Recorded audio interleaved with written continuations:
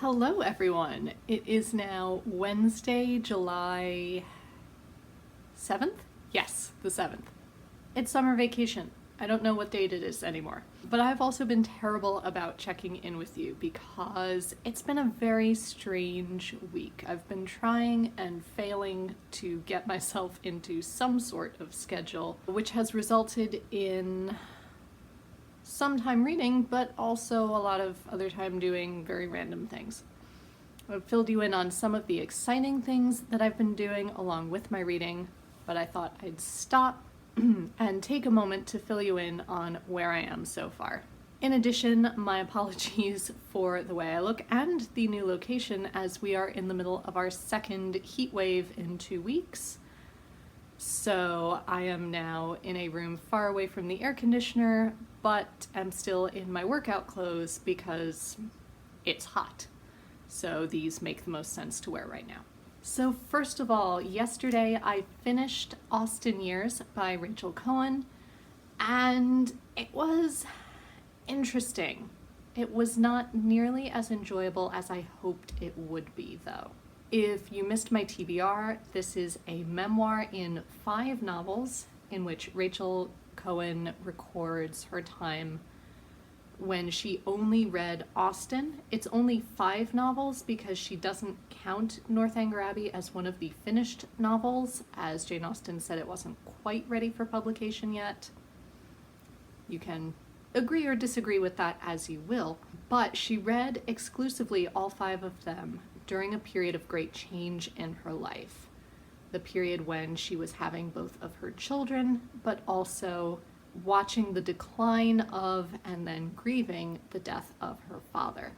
There were moments where I got some new insight into these novels, which was really great. There were a lot of moments where she came close to delivering a new insight if she had just explained that thought a little bit more, but she rarely managed to do that. And there were a lot of moments that were beautiful, but it was hard for me to see the connections that she saw and that she was trying to make.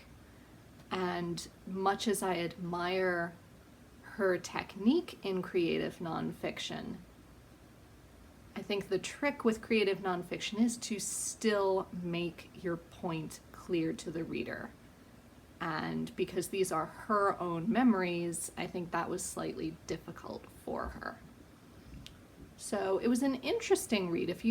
If you have also read it, I would love to hear your thoughts, so let me know down below. But yeah, read number 1 is down with middling reviews. That means my next read is going to be Catherine or the Bower, because we at Connecticut Jasna are going to be hosting an event with Leo Rackus, who completed this fragment, next Sunday. So I need to have this read before then so I can know what Leo is talking about when we interview him. So that is my goal. It is very short. It's a novella. It's only 150 pages. So I will be doing that along with trying to catch up on reading Mansfield Park, as there were a couple days where I didn't manage to read a lot of it. I am currently at chapter 11, so I need to get up to chapter 17 today, hopefully. And I'm enjoying it, but I'm finding that I'm not enjoying it as much as the first time I read it. And it suddenly occurred to me, I think it's because I'm in a very different place in my life. Much as I still like Fanny and admire the fact that she knows who she is and she is not willing to compromise that for anyone, I am finding myself a bit more bored with what is going on. Whereas when I first read it in high school, I was utterly thrilled. And I think I figured out the reason why today. Because in high school, I was far more like Fanny. I had a couple of close friends, many of whom did not go to school with me, but that was okay because I went to school to learn, and I loved all my classes, I loved all my teachers, that was all fine. But I did often find myself hearing about and watching terrible social decisions being made, but either nobody listened to me or I knew that no one was going to listen to me even if I said something. So just kind of watching those train wrecks happen, which is exactly the position that Fanny is in her family. So I think I felt a much closer relationship to her at the time than I do now. So it was far more engrossing to me.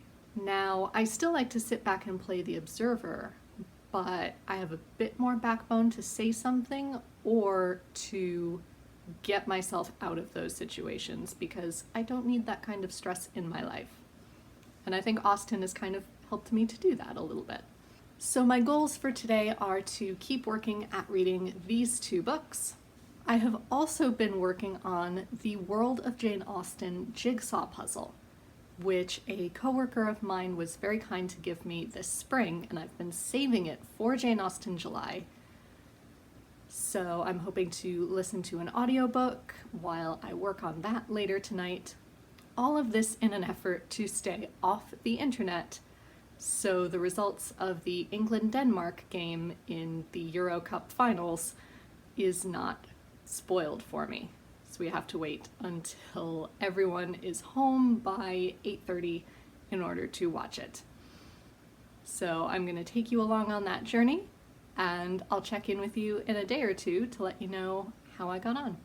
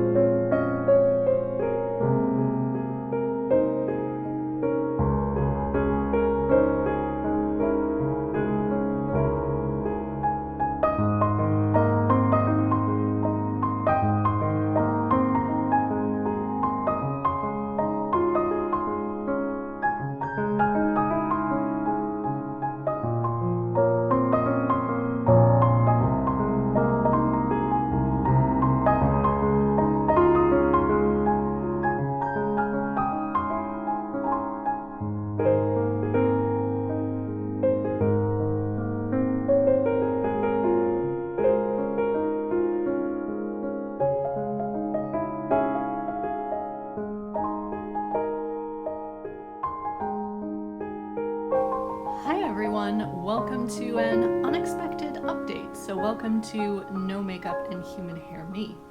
Also, yes, I have a picture of an Irish dancing stormtrooper on my shirt. Not very Jane Austen, but I do love the band Gaelic Storm. In any case, I wasn't planning to film a face-to-face update today, but I did reach an interesting point in my reading that I felt like I really should tell you. So I have been reading Catherine or the Bower, which Jane Austen started, but Leo Rakis, who is a member of my Jane Austen Connecticut group, finished. So as I've been going through and reading it, in the back of my mind have been playing several things. Number one, the thought that it's been interesting, and you can see Jane Austen's stamp on all of these characters, but it's definitely more in the style of her juvenilia than her finished work, and it definitely could have used some editing to really make it work for me, which is presumably why Austen abandoned it and went off to write other things, because it just wasn't quite working for her. But Leo said that you can't tell where Austen left off and he picked up, which is quite a bold statement, and I've taken that as rather a challenge. And so I was wondering where indeed Austen left off, but I figured it out because I kind of cheated a little bit, because I remembered that I own this penguin cloth bound of Love and Friendship and Other Youthful Writings. So this has most, if not all, of Austen's juvenilia and very early work. So it has her novella Lady Susan as well, and a couple other pieces. And I thought, wait a second, I think Catherine might be in here. And I was right, it is. So I read through it, and it actually tells you exactly where Austen left off, which is precisely the point that I've just reached in this. So that is at the end of chapter 2 in this particular edition. So I'm going to be comparing styles from now on and seeing how I think Leo's prose style matches up to Austen's. And we'll see how it goes from there. So happy Tuesday, everyone. Also, in other news, I finished the puzzle. I kind of went puzzle mad last night. So I will have some footage of that for you in just a moment, and then show you how I spent my Wednesday, and hopefully check in with a great deal more of this read.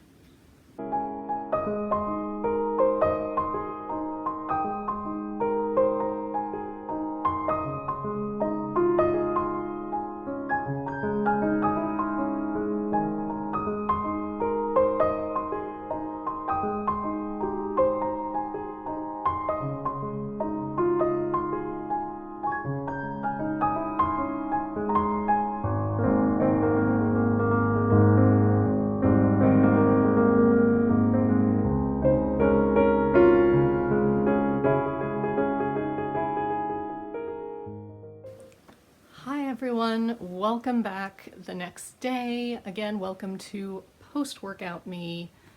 It's the summer and it's hot, so why get sweaty more than once? Also, apologies if you can hear my neighbor's lawn service, because again, it's summer. But I thought I would check in and say that yes, I finished Catherine or the Bower last night, and overall it was very sweet. It was very enjoyable. I do think it has much more of a tone of her juvenilia than others, because she never got to, well, A, she was much younger when she started to write it, but B, she never returned to it and revised it and really reworked it the way that her finished works were. So it doesn't quite hold up next to the 6 established novels that we have, but it was very cute, and Leo did a very good approximation of Austen's style, and his characterization I think was really good. So yes, it's a great read, go and check it out if you're curious to see how he finished this piece. But that means that I get to start Miss Austen today, which so many people have raved about, so I'm very excited to start it. Yes, this is just the dust jacket. The actual book is downstairs so I can read it. But I thought I would wrap up the vlog here since we are halfway through Jane Austen July. I hope it wasn't too chaotic. I feel like this vlog, like most of my vlogs, is kind of a mishmash of stuff. Hopefully you enjoyed it nonetheless, and I will check in with you at the end of July with the second half of the reading vlog. Until then, be safe, be well, and happy reading. Bye everyone.